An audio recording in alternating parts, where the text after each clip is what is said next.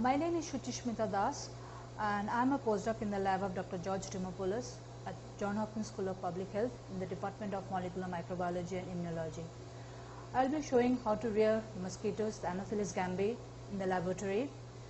We maintain them in the insectary room, which is usually maintained at 27 degrees centigrade and at 80% humidity.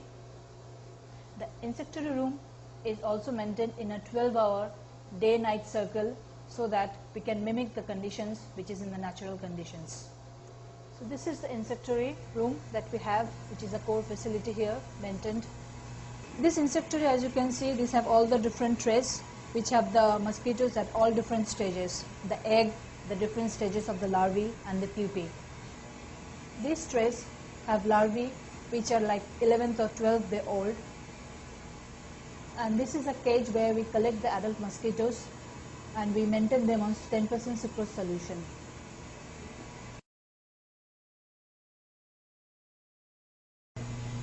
To start the mosquito rearing, we need to blood feed the mosquitoes because the mosquitoes, they need the protein of the blood to lay eggs. So the day one is after the adults have been collected in a cage and maintained on 10% sucrose. The day one is to feed the mosquitoes with blood, and that is by the artificial membrane blood feeding. This is a glass feeder which we use for the membrane feeding for the mosquitoes. We put the blood inside through the small hole that you see, and it is contained in that at the bottom. On the side are two nozzles which are connected to a water bath which is maintained at 37 degree to maintain the blood warm at 37.